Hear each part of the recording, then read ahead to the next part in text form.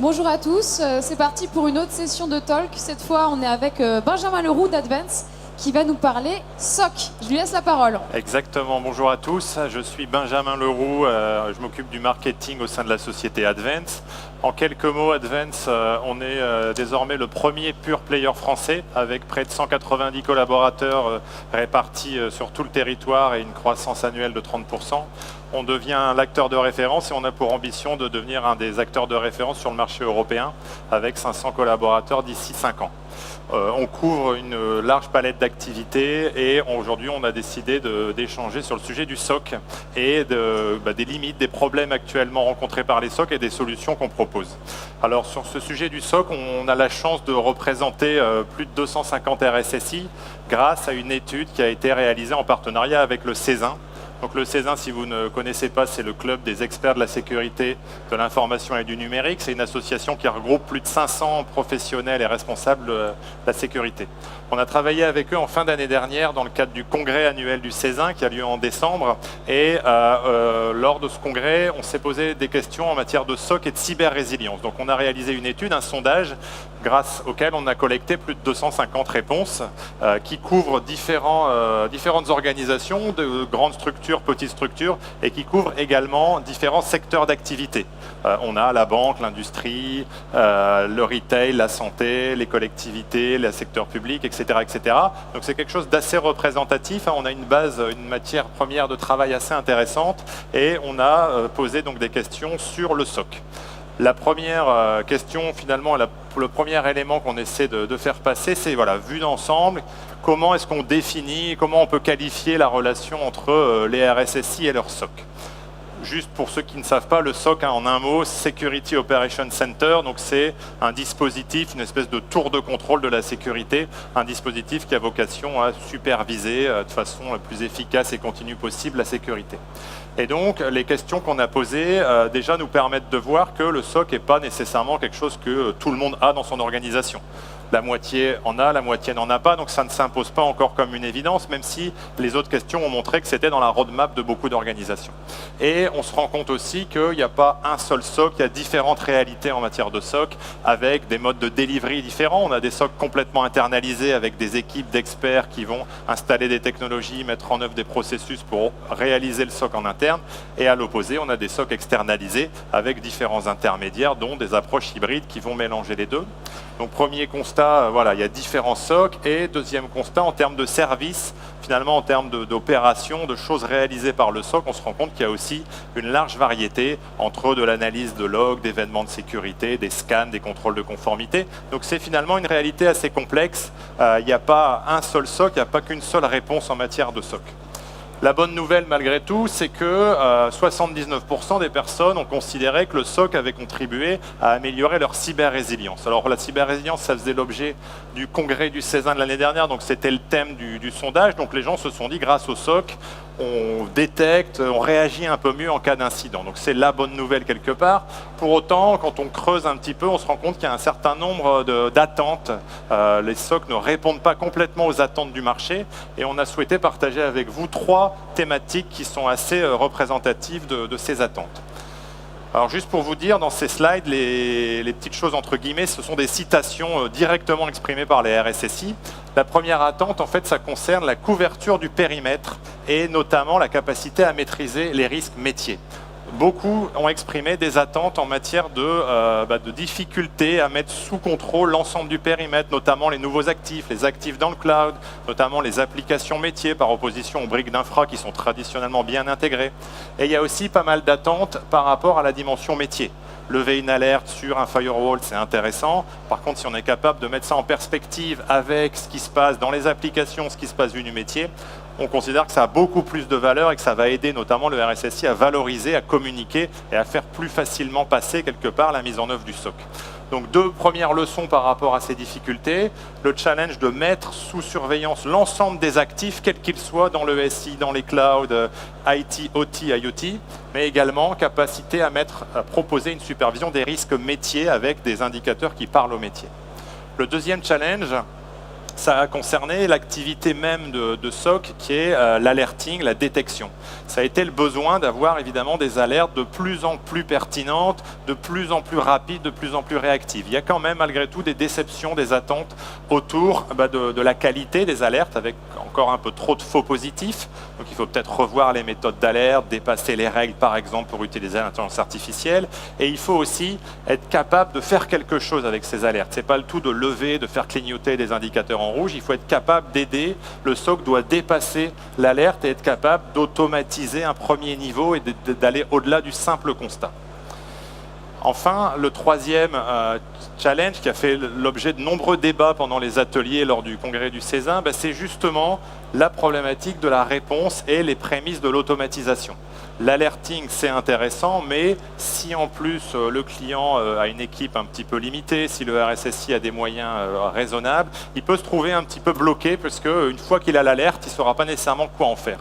Donc quel rôle peut jouer le SOC dans la réponse sur incident, dans la capacité à réagir?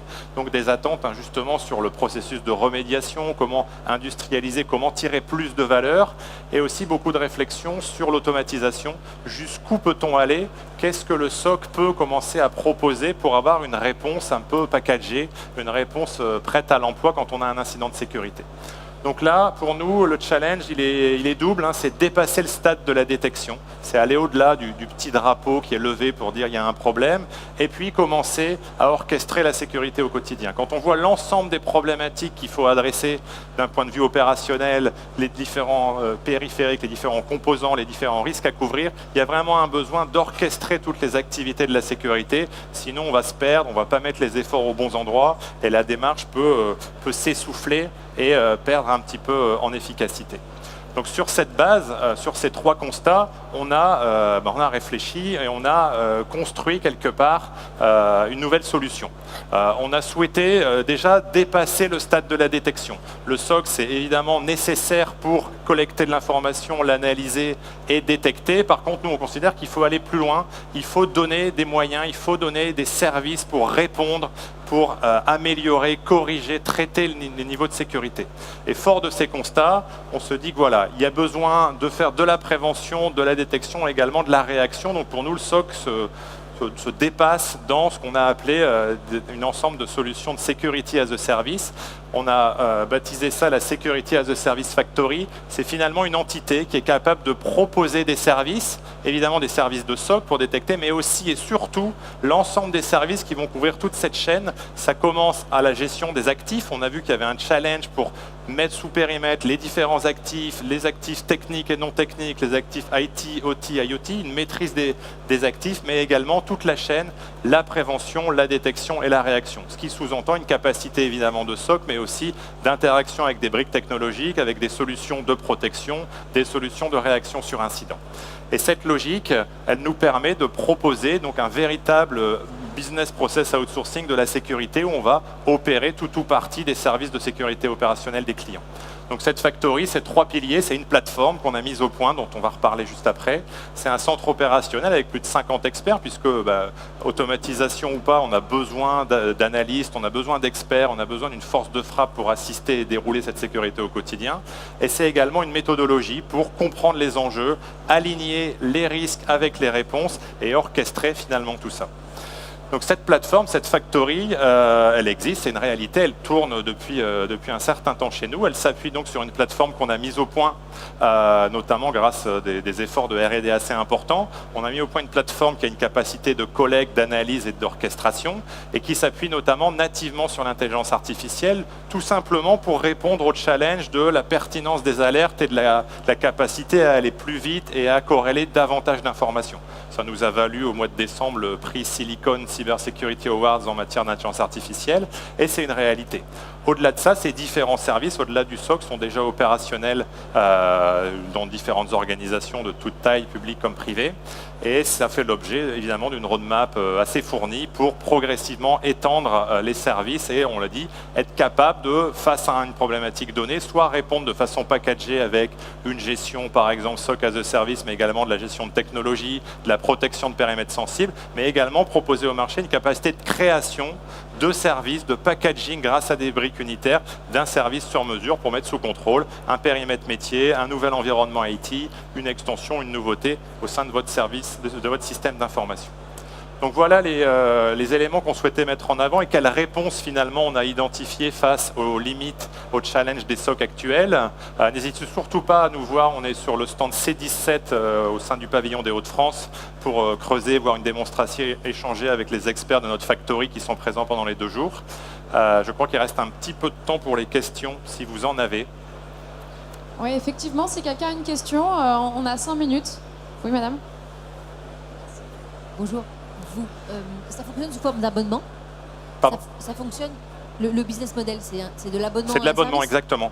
C'est pas à l'acte, c'est à la durée en fait, ça? Oui, tout à fait. On va proposer un abonnement parce que nous, on est persuadé que cette approche as a service, c'est la bonne pour à la fois proposer une réponse technologique, organisationnelle et humaine, et ça permet finalement à l'organisation de se décharger d'un périmètre et notamment de faire face à la pénurie de ressources et d'avoir quelque chose où on s'engage sur des résultats et pas uniquement une accumulation de moyens.